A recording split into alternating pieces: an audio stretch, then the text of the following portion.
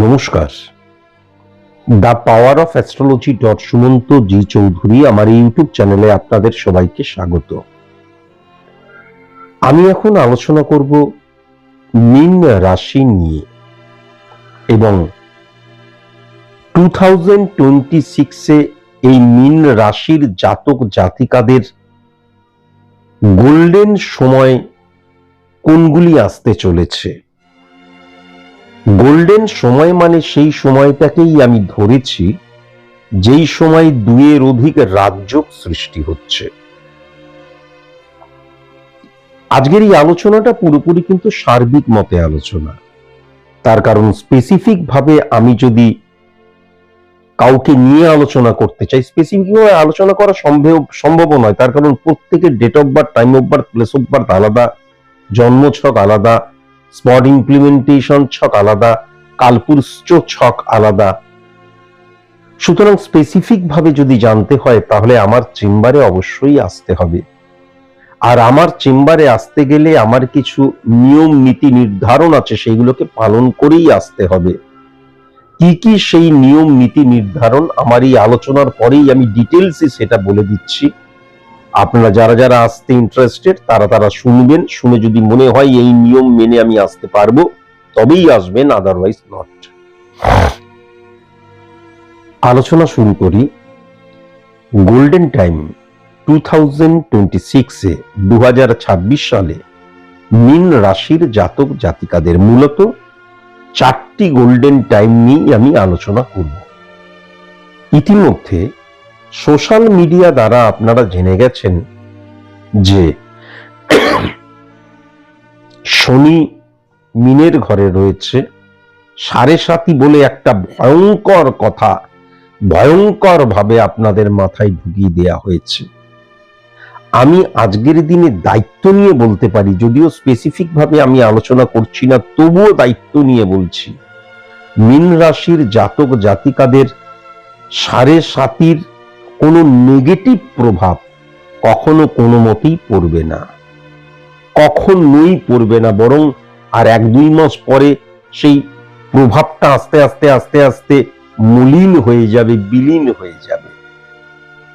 এখন important factor যেটা হচ্ছে 7.5 প্রভাব এমনিতেও মীনের ঘরে শনির যে অবস্থান সেটা নেগেটিভ ইনফ্লুয়েন্স ক্রিয়েট করেনিটা কেন, তার কারণ একটু যদি আমি পেছন দিকে চলে যাই তাহলে 18 অক্টোবর রাত 9:39 বৃহস্পতি মিথুনের ঘর থেকে যখন কর্কটের ঘরে এসেছিল তখন শনিকে উচ্চস্থ করেছিল। শনি যখনই পাওয়ারফুল হয়ে গেল তখন তার দৃষ্টি 3-7-10, প্রথম দৃষ্টি কি মীনের ঘর, দ্বিতীয় কর্কটের ঘরে বৃহস্পতি বসেছিল, তাহলে 2 টাইমস বৃহস্পতিকে হিট করেছিল, একটা ভাবগতভাবে একটা ফিজিক্যালি। সুতরাং বৃহস্পতি এবং শনির সম্পর্ক অত্যন্ত পজিটিভ হয়ে রয়েছে।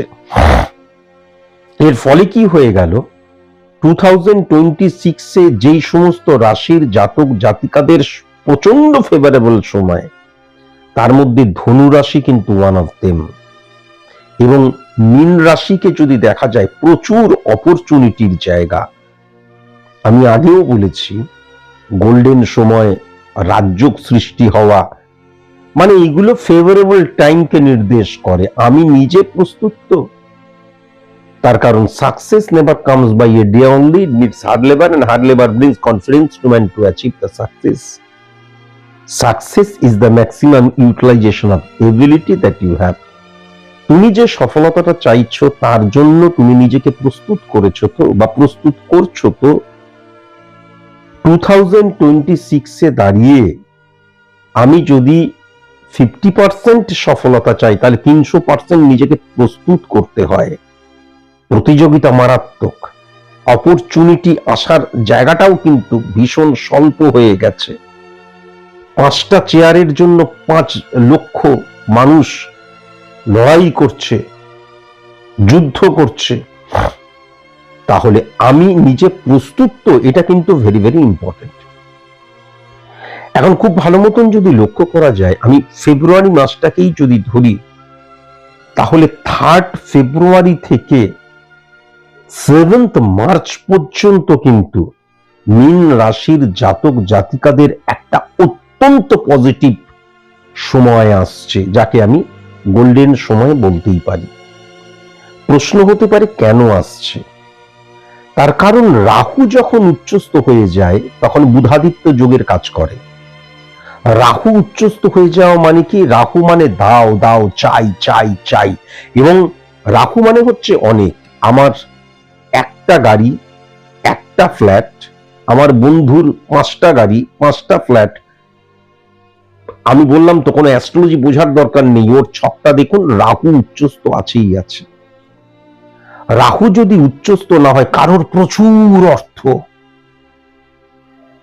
আমাদের দেখা যাচ্ছে মাস গেলে 20,000, 30,000, 40,000, তারা দেখা যাচ্ছে 1 ঘন্টায় 1 লাখ, 1.5 লাখ, 2 লাখ, 5 লাখ করে কামাচ্ছে। এই যে প্রচুর বোঝাতে কিন্তু রাহু। ঠিক সেরকম কিন্তু বুধাদিত্য যোগও কিন্তু কি হয়, আমার যে অবস্থান, যেই আমার যে 12টা ভাব রয়েছে, রিপ্রেজেন্ট করে আমার জীবনের 12টা দিককে, যেই স্থানে বুধাদিত্য যোগ সৃষ্টি হয় সেটাও কিন্তু মারাত্মক ইনক্রিজ হয়ে যায়।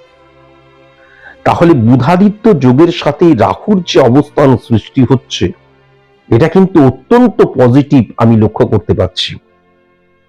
এবং খুব ভালো মতন যদি দেখা যায়, তাহলে 1 মে থেকে শুরু করে 14 মে পর্যন্ত দুরন্ত একটা সময় আসতে চলেছে। আবার 23 মে থেকে 30 মে পর্যন্ত দুরন্ত একটা সময় আসতে চলেছে। আমি যদিও এটা সার্বিক মতে আলোচনা করছি, কিন্তু আপনারা দেখবেন এর রিফ্লেকশন আপনারা কিছুটা হলেও বুঝতে পারবেন। এবার আপনার ছকের মধ্যে যদি নেগেটিভিটি অফ করা থাকে, হ্যাঁ, কোনো ভালো সাইন্টিফিক অফ করা বলতে, যদি সনাতনী বৈদিক অ্যাস্ট্রোলজারের কাছে যান এবং যদি যোগ্য করে অফ করে থাকেন, তাহলে তো মেবি মে নট বি থেকেই যাচ্ছে। কিন্তু কোনো সাইন্টিফিক অ্যাস্ট্রোলজারের কাছে গিয়ে সত্যি সত্যি যদি নেগেটিভিটিটা অফ করে থাকেন, তাহলে এই সময়গুলোর গুড রিফ্লেকশন আপনি পাবেন। আবার যদি খুব ভালো মতন দেখা যায়, 17 সেপ্টেম্বর থেকে 3 অক্টোবর পর্যন্ত অত্যন্ত পজিটিভ একটা সময় আসতে চলেছে। সূর্য, মঙ্গল এবং বৃহস্পতির একত্রীকরণ অত্যন্ত পাওয়ারফুল হয়ে যাচ্ছে। বৃহস্পতি পাওয়ারফুল হয়ে যাচ্ছে, শনি কিন্তু তখন মঙ্গল দ্বারা কানেকশন ক্রিয়েট করে 9 নাম্বার এবং 12 নাম্বার ঘরকে হিট করছে। তাহলে লাক ফ্যাক্টরের জায়গাটাও মারাত্মক লক্ষ্য করা যাচ্ছে। যারা বিদেশে কাজ করতে চায়, যারা রাজ্যের বাইরে কাজ করতে চায় বা কাজ করছে বা পড়াশোনা করছে, বা বিদেশি ল্যাঙ্গুয়েজ, যাদের প্রফেশনাল ল্যাঙ্গুয়েজ, হ্যাঁ, তাদের ক্ষেত্রে, বা বিদেশি প্রোডাক্ট রিলেটেড যারা কাজ করছে, অত্যন্ত সেই সময়টা পজিটিভ হয়ে উঠবে। এটাও কিন্তু লক্ষ্য করা যাচ্ছে। আবার যদি খুব ভালো মতন দেখা যায়, 7ই ডিসেম্বর থেকে 19 ডিসেম্বর, এই ছোট্ট সময়টা কিন্তু টেরিফিক একটা সময় লক্ষ্য করা যাচ্ছে। এই সময় কিন্তু 11th হাউসে রাহু উচ্চস্থ হয়ে থাকছে, কর্মফলের জায়গাটা টেরিফিক, এবং আমি যে সফল, সেই সফল থেকে আরো সফলতায় ত্বরান্বিত জায়গাটা টেরিফিক হয়ে রয়েছে। দাদা দিদির সাপোর্টিভ জায়গাটা টেরিফিক হয়ে রয়েছে, এবং 5th হাউসও কিন্তু টেরিফিক হয়ে রয়েছে। সফলতার জায়গা, বুদ্ধির জায়গা, বুদ্ধিকে সঠিক মতন ইমপ্লিমেন্ট করার জায়গা অত্যন্ত টেরিফিক হয়ে রয়েছে। সুতরাং মীন রাশি সাপেক্ষে যদি বলতে হয় 2026, প্রথমত হচ্ছে আরেকটা জায়গা যেটা লক্ষ্য করা যাচ্ছে কি, এই যে ফাটকার জায়গাটা সৃষ্টি হওয়া, ফাটকার জায়গা সৃষ্টি হলে সেটা কখনো ইলিগাল অ্যাক্টিভিটিস এর জায়গায় কিন্তু চলে যাবে না। এটাও কিন্তু লক্ষ্য করতে পারছি, একটা মানুষের ফিনান্সিয়াল জায়গায় ফাটকা তৈরি হলো, আমি বিজনেসম্যান, আমি ফাটকা রিলেটেড জায়গাটায় হস্তক্ষেপ করলাম বা কোনো কিছু হলো, সোর্স অফ ইনকামটা একাধিক থাকবে। আমি শুধু ফাটকার উপর নির্ভর করেই বসে থাকবো না, এবং আমার যা যা কিছু আমি করব, সমস্ত কিছু কিন্তু আমার নিজের দ্বারাই, অন্য কারোর দ্বারা চালিত পরিচালিত আমি হব না, অন্য কারোর দ্বারা ইনসিস্ট কখনোই কিন্তু হব না, অন্য কারোর দ্বারা প্রভাবিত হওয়ার জায়গা বিন্দুমাত্র লক্ষ্য করা যাচ্ছে না। এবং নিজেকে নিয়ন্ত্রণের মধ্যে রাখা, এবং মঙ্গল বুধের অবস্থান পজিটিভ যখন হয়ে যায়, তখন আমার বুদ্ধি, আমার বিবেচনা, আমার যুক্তি যেই কাজটা করার জন্য আমাকে নির্দেশ দিচ্ছে, ফিজিক্যাল অ্যাক্টিভিটিস এর মধ্যে দিয়েও আমি সেই কাজটাই করব, এটাও কিন্তু লক্ষ্য করা যায়। কেমন? সুতরাং মীন রাশির ক্ষেত্রে সাড়ে সাতি বলে যারা লাফাচ্ছ, চুল ছিটছ, ভয়ে কুঁকড়ে যাচ্ছ, চিন্তার টেনশনের বিন্দু মাত্র কিচ্ছু নেই। 2026-এ আমি যে সময়গুলো বললাম এই সময়গুলোকে লিখে রেখো। আর যদি তোমরা নিজেদের যে ছক, জন্ম ছক, স্পট ইমপ্লিমেন্টেশন ছক সনাতনী এবং বৈদিক অ্যাস্ট্রোলজারেরা সৃষ্টি করতে পারে না, কোনো এআই জ্যোতিষী স্পট ইমপ্লিমেন্টেশন ছক বা কালপুরুষ ছক সৃষ্টি করতে পারে না। তো সুতরাং তোমাদের এখনো সেই জায়গায় তারা যেতে পারেনি, সুতরাং তোমাদেরকে সায়েন্টিফিক অ্যাস্ট্রোলজারের কাছেই যেতে হবে এবং যাবে এমন ভাবে যে আমি আমার নেগেটিভিটিটা শুনলাম, নেগেটিভিটিটা বাই হুক বাই ক্রুক সেটাকে আমি অফ করবই, যেভাবেই হোক। দরকার তার জন্য যা স্যাক্রিফাইস করার প্রয়োজন, যা বিক্রি করার করব।